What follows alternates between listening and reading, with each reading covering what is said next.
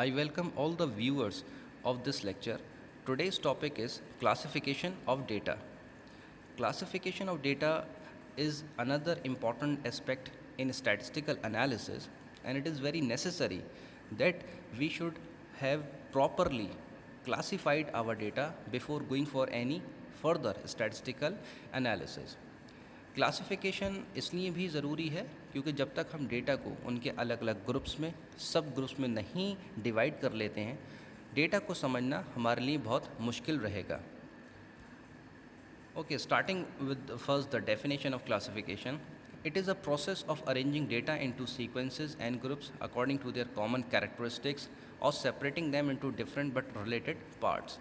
इसका मतलब है जब हम डेटा को कलेक्ट करते हैं तो डेटा अलग अलग ग्रुप्स में बांटा जाता है अकॉर्डिंग टू देयर कैरेक्टरिस्टिक्स. उनके जो भी कॉमन कैरेक्टरिस्टिक्स हैं हम उस डेटा को उनके कैरेक्टरिस्टिक्स के अकॉर्डिंग ही डिवाइड करते हैं. इसको एग्जाम्पल समझेंगे. सपोज़ एक क्लास में हम स्टूडेंट्स का अगर डेटा लेते हैं तो उस डेटा के अंदर रोल नंबर भी होगा, उस डेटा के अंदर स्टूडेंट की परसेंटेजेस भी हो सकती हैं, स्टूडेंट के डेट ऑफ बर्थ भी हो सकते हैं. तो हम इन्हीं क्लासेस के ऊपर बेस्ड होकर जब डेटा को डिवाइड करते हैं तो हमारा क्लासिफिकेशन माना जाता है.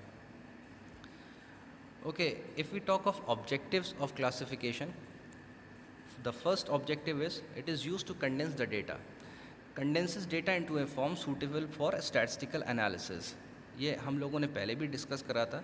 जब बहुत ही बड़ा डेटा होता है हम उसको अलग अलग क्लासेस में जब डिवाइड करते हैं तो बहुत ही बड़ा डेटा छोटा बन जाता है, वो कंडेंस हो जाता है और इससे हमें मदद मिलती है स्टैटिस्टिकल एनालिसिस के लिए.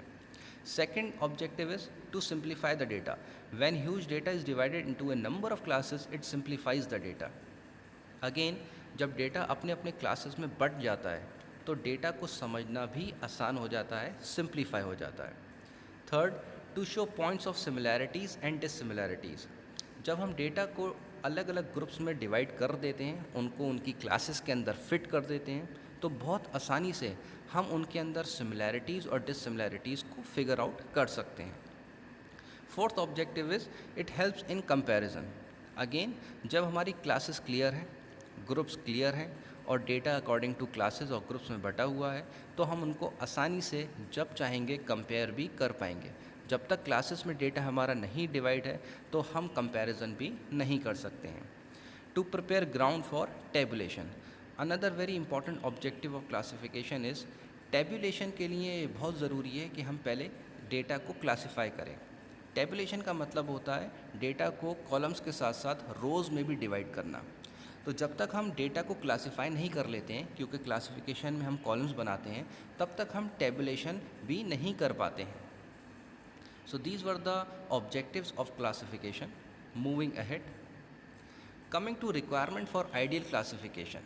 नाउ क्लासिफिकेशन जब हम करते हैं, दैट इज़ हम अपने डेटा को जब डिफरेंट क्लासेस में या ग्रुप्स में बांटने चलते हैं तो कुछ चीज़ें हैं जिनका हमें ध्यान रखना है, कुछ रिक्वायरमेंट्स हैं जो कि हमें लेकर चलनी पड़ती हैं. सबसे पहले, क्लासेस शुड बी अनएम्बिगुअस. हम जब क्लासेस को बनाते हैं तो क्लासेस के अंदर कोई भी अनएम्बिगुइटी नहीं होनी चाहिए.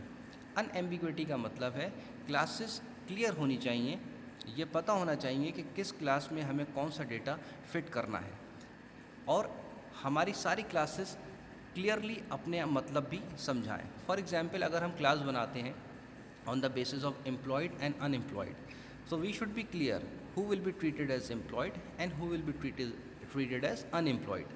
Second, classes should be mutually exclusive and exhaustive. Mutually exclusive का मतलब है कि डेटा जब हम क्लासिफिकेशन में फ़िट करेंगे, क्लास के अंदर हम डेटा को जब रखेंगे तो एक डेटा एक ही क्लास के अंदर आना चाहिए, उसको दो क्लासेस में जगह नहीं मिलेगी. इसको हम कहते हैं म्यूचुअली एक्सक्लूसिव. तो हमारी क्लासेस एक दूसरे से म्यूचुअली एक्सक्लूसिव भी होनी चाहिए.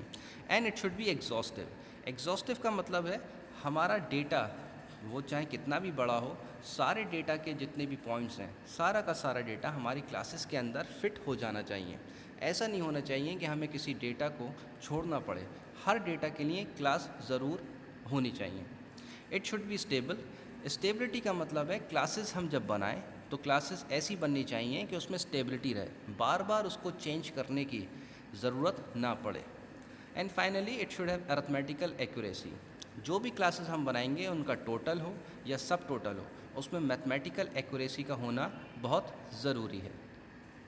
Okay, after discussing classification and the objectives, now we'll be discussing about types of classification. जब हम क्लासिफाई करते हैं तो क्लासिफिकेशन करने के बहुत सारे तरीके हैं। कॉमन टाइप्स ऑफ क्लासिफिकेशन में सबसे पहले ज्योग्राफिकल क्लासिफिकेशन की हम बात करेंगे। ज्योग्राफिकल क्लासिफिकेशन के अंदर एज द नेम इज़, हम क्लासिफिकेशन करते हैं on the basis of places और ज्योग्राफिकल लोकेशन। इसको एक एग्जाम्पल से समझेंगे। सपोज़ अगर हम इंडिया की जितनी भी स्टेट कैपिटल्स हैं उनका डेटा लें एक्सपोर्ट का, तो ये हमारा ज्योग्राफिकल क्लासिफिकेशन होगा, क्योंकि हम एक्सपोर्ट समझाएंगे on the basis of state capital. तो स्टेट कैपिटल प्लेस हो गया, वही हमारा ज्योग्राफिकल क्लासिफिकेशन माना जाएगा। तो ज्योग्राफिकल क्लासिफिकेशन के अंदर हम डेटा को समझाने के लिए प्लेसेस का या ज्योग्राफिकल लोकेशन का सहारा लेते हैं। Second type is chronological classification. वो क्लासिफिकेशन जहाँ पर हम समय का इस्तेमाल करते हैं, टाइम का इस्तेमाल करते हैं, वो हमारा क्रोनोलॉजिकल क्लासिफिकेशन माना जाता है। टाइम के लिए हम ईयरली डेटा बना सकते हैं, मंथली या वीकली। अगेन इसको एक एग्जांपल से समझते हैं। सपोज़ अगर हम 10 साल का किसी कंपनी का ईयर बाय ईयर एक्सपोर्ट का डेटा शो करते हैं, तो ये हमारा क्रोनोलॉजिकल क्लासिफिकेशन बनेगा। Third is qualitative classification. Classification on the basis of some quality or attribute like education, it is treated as qualitative classification. For example, अगर हम किसी attribute, for example education की ही बात करते हैं, हम डेटा को क्लासीफाई करते हैं, जैसे एजुकेटेड एंड अनएजुकेटेड, तो ये हमारा क्वालिटेटिव क्लासिफिकेशन है, इसमें हम नंबर्स का इस्तेमाल नहीं करते हैं। एंड फाइनली क्वांटिटेटिव क्लासिफिकेशन, वो क्लासिफिकेशन जो बेस्ड होता है on characteristics which can be measured like marks and sales, यानी यहाँ पर हम नंबर्स का इस्तेमाल करते हैं, वो क्लासिफिकेशन हमारा क्वांटिटेटिव क्लासिफिकेशन बन जाता है। Thank you everyone for watching this video. We'll be meeting in the next video lecture.